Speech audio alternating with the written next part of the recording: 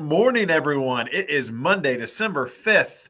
I'm Mayor Chris Jensen here in Noblesville with my good friend Kristen Boyce, the owner of Pathways to Healing Counseling. And this is another edition of Mental Health Monday. Good morning, Kristen. How are you this morning? I'm wonderful. Good morning, Mayor Jensen. Happy to be here. I'm so excited for our talk today. Yes, I'm really excited about it. So we are here today to kind of continue the conversation around mental health. It is the month of December, and nothing screams mental health and mental well-being like the holidays, right, Kristen? There's just a Oh, lot going yes. on. So much going on. So much going on. I'm glad we're Yes. having this talk. Yes, this is good. So we are so honored to have you with us here today.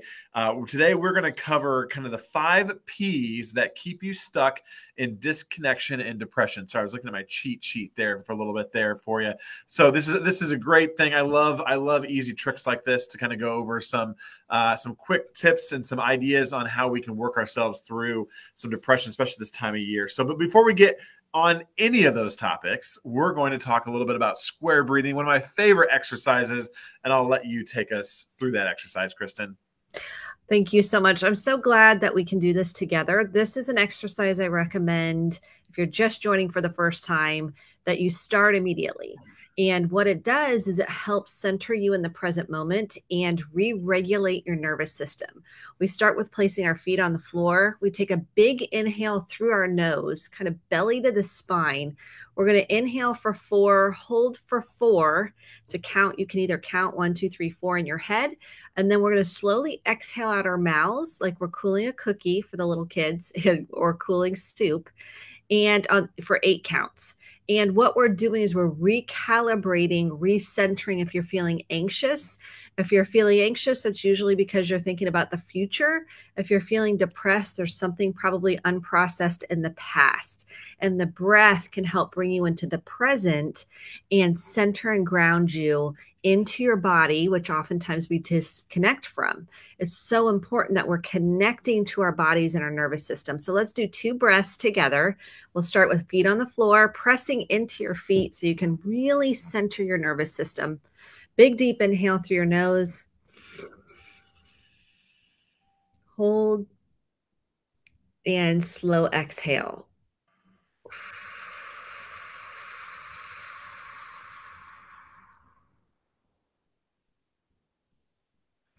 I'm really slowing us down because we're going at such a fast pace nowadays. If you're holiday shopping, if you're feeling anxious about gifting, hosting for the holidays, family, try this. Every hour, 5 breaths. Let's do one more together. Big, deep inhale through your nose, belly to the spine, and release.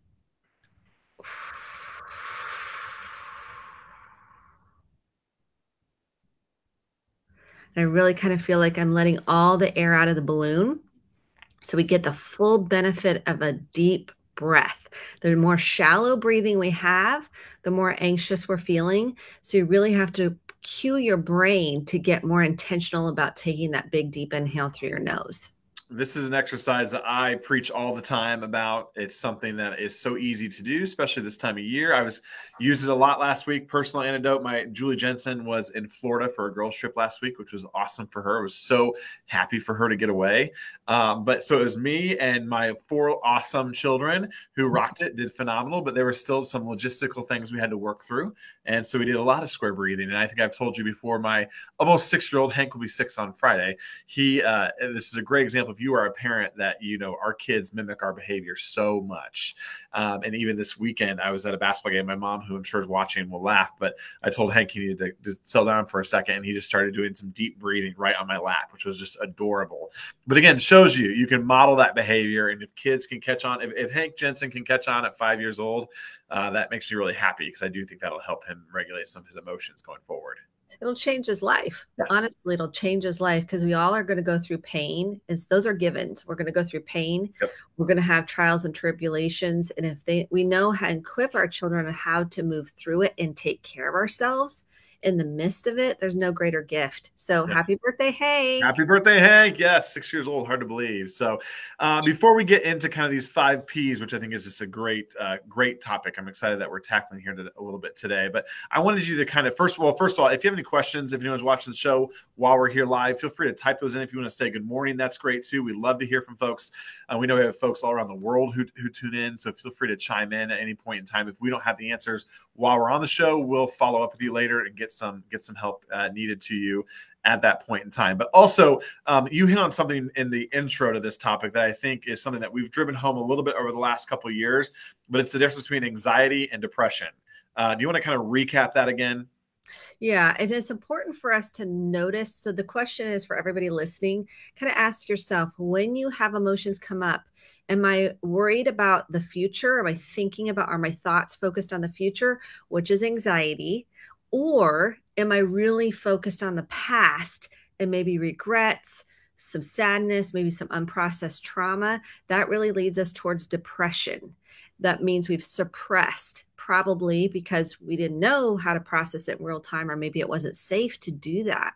And so when you kind of recognize the difference between, am I in the future and worrying about what's coming and the what ifs, or am I in the past, depressive, kind of feeling in a depressed state, not real motivated. Right now, I'm seeing a lot of depression and anxiety. This time of year, typically, we're going to see more depression because we have holidays, we have family, we have grief and loss, we have unprocessed traumas that are coming to the surface. And it's so important that we be kind and gentle to ourselves, because we're our worst critic. We're like beating ourselves up and we're like, well, it's not that bad. Look at so-and-so, they have it worse. And we're like kind of bypassing our own way to process the pain and what's underneath. Well, I think, again, if you're sitting there wondering like, oh, I've never really thought of that. We're not expecting you to probably think of that in the midst of anxiety or depression. I don't want people to think, but it is, if you can take a step back, if you're tuning in today, you probably have an interest in mental health and well-being, taking a moment to think about where your thoughts really manifest themselves. I think it's just an interesting topic to kind of examine. It's something that I had not really thought about before. Kind of that forward thinking versus backward thinking. So anyways, great example there. So we're going to talk about the 5 Ps that like get us stuck in depression and disconnection. So I'm going to let you kind of walk us through 1 P at a time. And obviously probably have some questions about each one of those as we work ourselves through. And this is what I've taught my kids, because it's, I love acronyms. I like ways to teach that cue your brain to help us remember and become more self-aware. I love expansion and an opening of thinking differently. So let's just jump in and let's start with, and these are in no particular order. I don't mean to interrupt you, but I always say, I always talk about when people feel fine, feelings inside not expressed. That's one thing that's like totally drilled into me by you over the past 2 years. So I love a good acronym here, or some good trick for the brain. It does, because you're like, oh yes, and that's one of the things we're going to talk about tonight. When we say we're fine, it's a way we've learned to placate, which will be, we'll just jump into number 1, placation. What is placation? I'm going to give you some examples because I've seen this more coming to the surface with couples than I have ever seen before. So I'll have couples come in, and to avoid conflict, fighting, discord, they just want harmony and peace. I mean, we want it just to be kumbaya.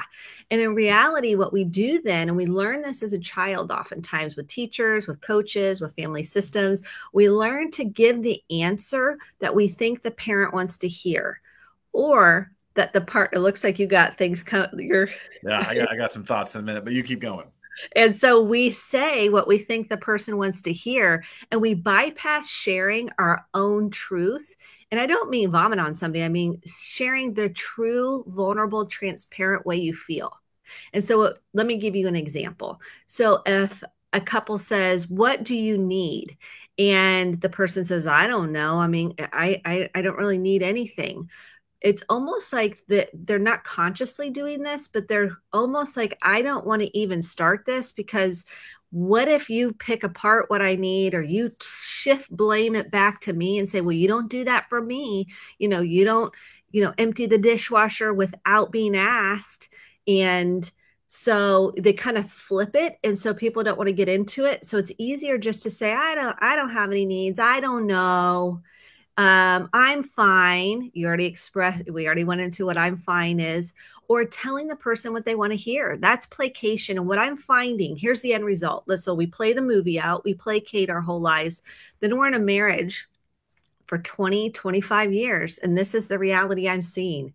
And they're feeling disconnected and despair. Like they don't really, because they were never authentically showing up with their true thoughts, feelings, wants, and needs. And so they feel like they're just almost like not disgusted, but almost like it's such a disconnect. And then when I say, well, have you shared how you feel? They look deer in headlights, like, ooh, that's going to create conflict. They're going to get upset. They're going to get mad. And so they don't want to do that. What are your thoughts on placation? Yeah, so I was sorry, I kept smirking because I just like play so many scenarios in my head through this, and I was curious. Can you well, first of all, I'm going to say the whole fine example. I found it interesting a few times. I always, when anybody tells me they're fine now, I'm always like, oh, feelings anxiety is not expressed, and I've had a few people throw it back at me the last couple months and be like, yep, and I'm like, okay, like, but you know what I mean, like. Kudos to that. Like that is where they are at. And at least it got them thinking like, yeah, that's where that's the answer I'm going to give you. And I'm like, all right, I have to be respectful of that. You know what I mean? Like, at least I rose it to the surface that I know there's something else underneath there. You don't have to tell it to me. That's totally fine. But at least you've thought it through. And so I just kind of had to chuckle about that. And I give kudos to people who, again, are willing to throw it back at me on that one. So, and then placating. Is it possible, asking for a friend, to be a placater in your marriage, but not a placater in other scenarios like at work? For sure. Okay. For sure, because okay. Good. Yeah, because what a marriage does is there's a lot more vulnerability in the marriage. There's a lot more intimacy in a marriage that is not necessarily in a work relationship. And I'll see this a lot. I'll see people show up differently in a work relationship rather in their marriage. I'm like, why do I do that? There's such a different, you live with this person 24/7. I mean, there's such a different dynamic. You're parenting together, perhaps. You're doing life together. You're living together. No one taught us how to live with someone else. No one taught us really how to be in an intimate relationship. Truly. I mean, if you really think about it, we didn't learn how to communication skills, share our feelings, acknowledge one another. What do we do with the differences and how do we work them out? So placation becomes the default that seems easier than having discord. But what it does, it ends up leading towards just kind of a dead end road and almost feeling dead inside in the relationship if it's pervasive. If you do it every now and again, you're going to notice a disconnected feeling if you really are aware of it. And sometimes it just feels easier. It's just like, it's just easier. And so until it's not, until you wake up and go, oh, this is not creating what I want in my relationships. Yeah. I just like said, brother, because I think I definitely could be a placater in my marriage at times for that peace and harmony type situation. But I think my team would probably tell you here at City Hall that I'm not a placater most of the time. So I was just curious about the differentiation, and that's helpful to think about. It is. So my husband's more of a placater, I'd say, in the same realm at home. And so he would used to say fine all the time. And I was like, what do you really feel? I really want to know the truth and I can handle it. But that was hard because it was like, ooh, what if I say something, you're going to take it the wrong way, or I'm going to hurt you, or you're going to get upset. And so we've really had to work on it. It's a safe environment for you to tell me the truth and I can handle it and I can tolerate it and I can self-soothe through it, even if it hurts. That's a big part of learning to share, is feeling safe enough to be able to tell the truth and be transparent and not have the other person get so dysregulated. And even if they do, you're like, okay, it's okay. I can handle it. Mm-hmm. Mm-hmm. So let's go to number 2. All right. Yeah. Sorry. Placater. That was just that we still had a lot of time on there, but it's a good one. It's a really big one and a really important one because it's a way to stay safe and protect yourself from blame, shame, judgment, disconnection, and rejection. We think it's self-protective. All of these we think are self-protective. I want to make a note of that. We think we're protecting ourselves from those things or abandonment. And what we're really doing is we're creating what we don't want: loneliness, disconnection, really in depression, because we're suppressing our truth in these ways that we've learned to behave. So that leads us to number 2, which is perfectionism, perfecting. So if I can just do it well enough, then I don't have to feel that shame of not feeling good enough. So I work really, really hard to try to do it just perfectly. And I see this a lot in some kids now. Like they think I've got to do it. And I have one perfectionistic kid that, if I just do it well enough, then I won't have to feel stupid. I won't have to feel bad about myself. And it actually creates what we don't want, because we know shame is riding shotgun. And so here's the truth about perfectionism. It truly is a disconnector, because if we can't connect to perfect, because nobody's perfect. We're taking a risk of being vulnerable. We're taking a risk of saying, hey, I don't have it all together. Nobody does. I'm owning my imperfections. And when we can own our imperfections, which is our humanity, that sets us free and heals the shame that plagues us and drives our train. And we usually learn this pretty early in childhood, from school, from parents, from society, from culture, to do things. And we have so perfect. And we see Instagram, we see social media, TikTok, all the places where they look perfect. And it's not reality. It's not truth. It's like comparing this perfect canvas that is not real to the reality of being a human being. And it's dangerous, especially for our teens. So perfectionism really has a hold on our society. Can you walk me through a little bit? You made reference to kids and teens, which is great. What does perfectionism look like in an adult? In an adult, we might be high achievers. So we might think, I'm gonna get the next job. I'm gonna get the next raise. I'm gonna get the next promotion in my company. It might look like your looks. Like people get really fixated on how they look, their body image. It may be about, I'm not thin enough. I'm not fit enough. I'm not, my face doesn't have the perfect, now they say snatched. I learned that as a teen term. They're like, we're going to snatch it. I'm like, what is snatching? But that's a whole nother conversation. But this whole idea of looking a certain way, our hair, our skin, our makeup, our physique, muscles, it can be anything. It can be related to your house. Like you're cleaning your house and it's never perfect enough. It could be the decor in your home. It could be your lawn. It transfers and follows you in all realms of your life. It typically will just stay with you.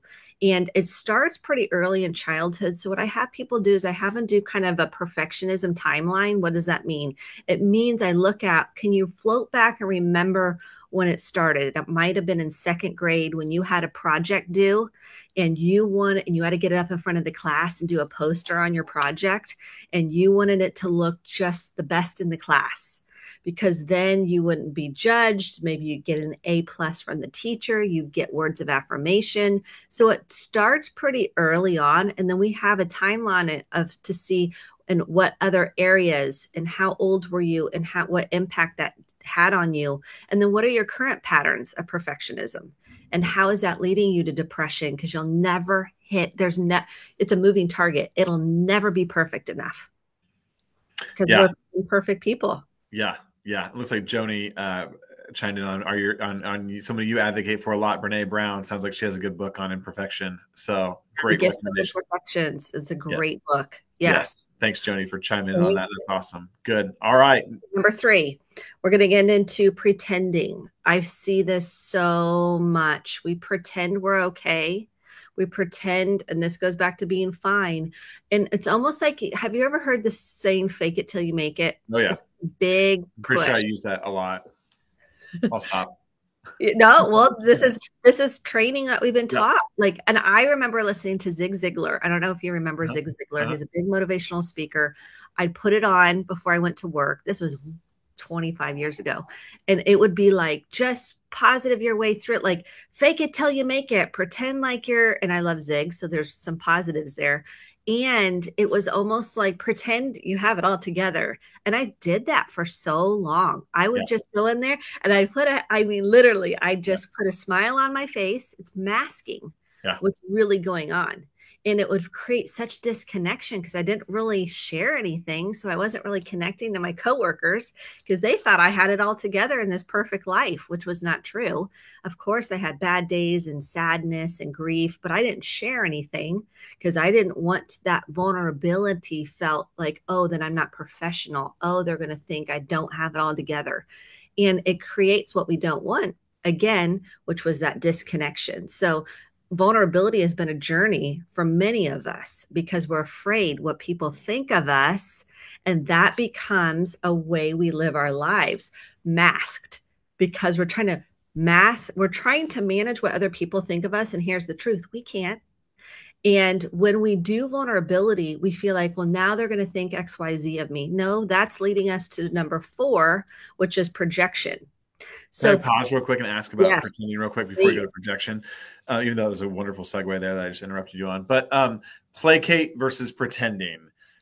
Placating, would that be more of like a between individuals where pretending is kind of more masking yourself? Yes. So okay. That's a good distinction. So placation is more verbally, I'm going along with things to make you happy. Yeah. So then I don't have to feel discomfort of, discord or, you being upset with me, where pretending is more like I'm masking, you could say is similar, but it's masking just my behavior in general, my affect in general.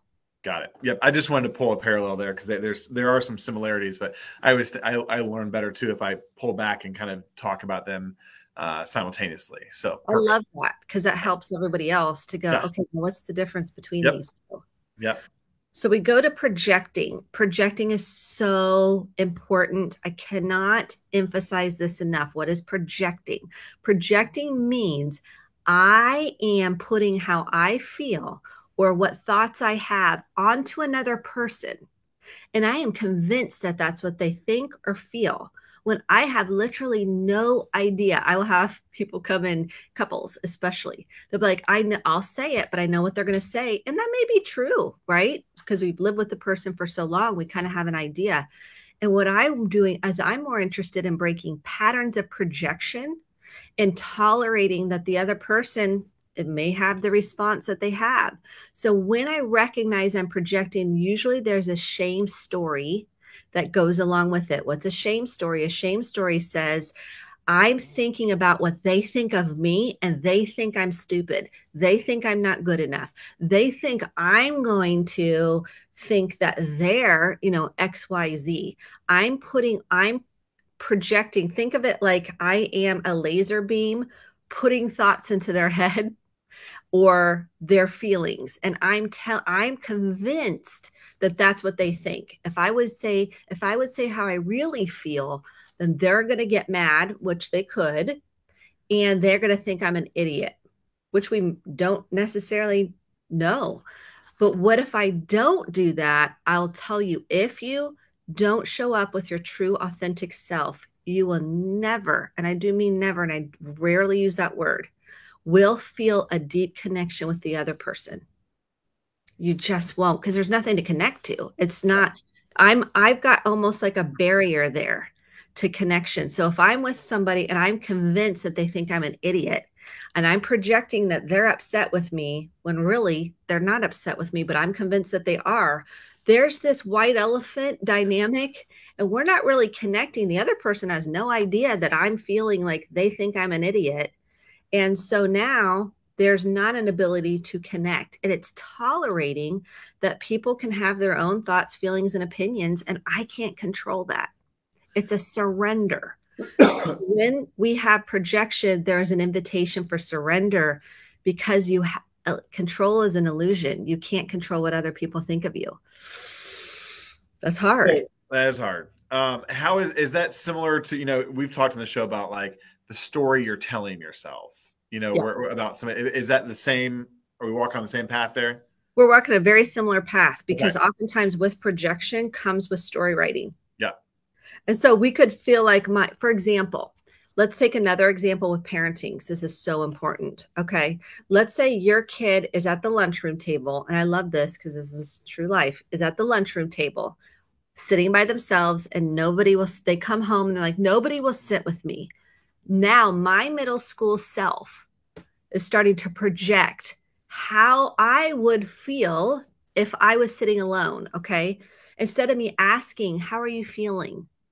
You know, what's going on for you? Tell me what that was like. I'm going, oh gosh, I hate that feeling. I remember when I was in 6th grade, oh, that feels awful. And you must feel really angry and sad. And they haven't even said how they feel, but I'm already projecting my own experience of being a 6th grader onto my kid without them getting the chance to process what they feel. Big difference. That's why I love when parents can get curious rather than go into lecture mode or preach and teach, because that's coming from their own place of inner child, that's coming from their own stuff.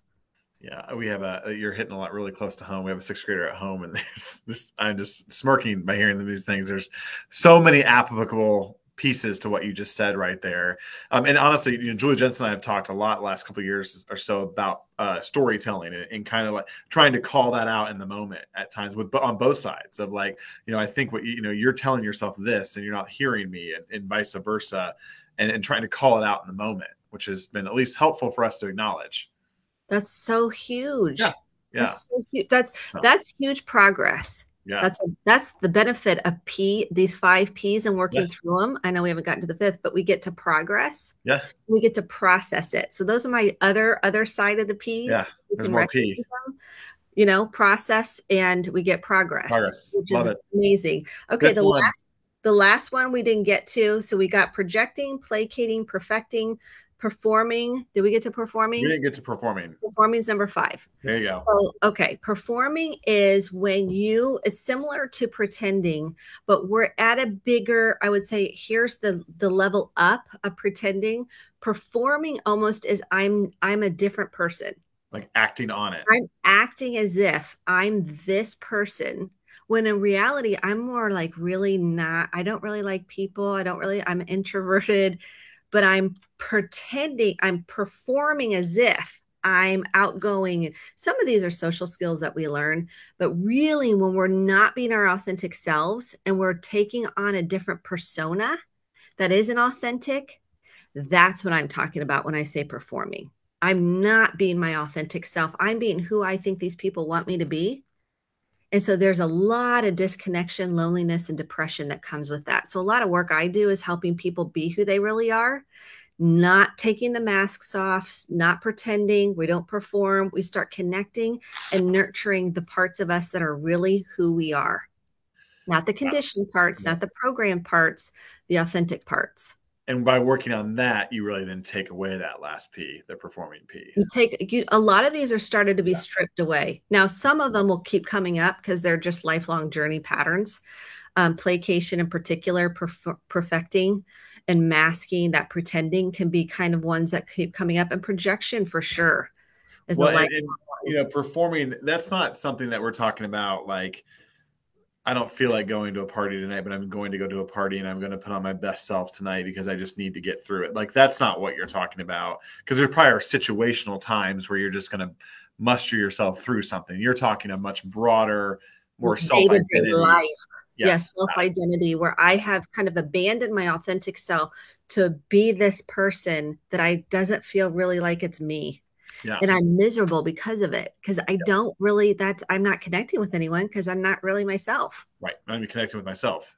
Yeah. And then the benefit, I know we're out of time. The benefit of this is, again, we get to process, and we make progress when we start to recognize and get curious about these 5 Ps. This isn't all or nothing. Definitely not an all or nothing. As we learn through our work together, like just in general mental health, the all or nothing, right, wrong, good, bad thinking takes us down the depressive and anxietal rabbit hole. Yep. It's more gray, it's more expansive, and that allows compassion, grace, and empathy to come through. Well, this has been a fascinating conversation. I hope anyone who's listening today probably can hear at least a P that might be manifesting itself in their life. But I mean, for me, there are several pieces of several Ps that live within inside me. every single day that I'm working on. So I love this conversation, and it's a great, refreshing message as we head to the end of December and into a new year next year to kick off, which I'm excited to have that conversation too. So before we wrap up here, Kristen Boyce, if someone's listening to this today, if they are still just in a very, very bad spot, where does somebody turn to help right now? Right now, you can call or text 988. This is the new National Mental Health Crisis Hotline. If you're with somebody or you yourself are struggling, please reach out to 988. There are trained clinicians that are there to help you. You don't have to walk through this alone. You matter, you're important, you're enough, and you're loved. The shame wants to tell you different messages. And this is the time to really tend to yourself as we're entering this holiday season. It's awesome. Well, in spirit of the holiday season, join us for one last Mental Health Monday of 2022 in 2 weeks, the week of Christmas. Perfect time for you to invite a friend to join us in that conversation, and we'll get you through the holidays with some great tools towards the end of the year. But in the meantime, Kristen Boyce, you're the best. Thanks for being here today, and everyone stay safe.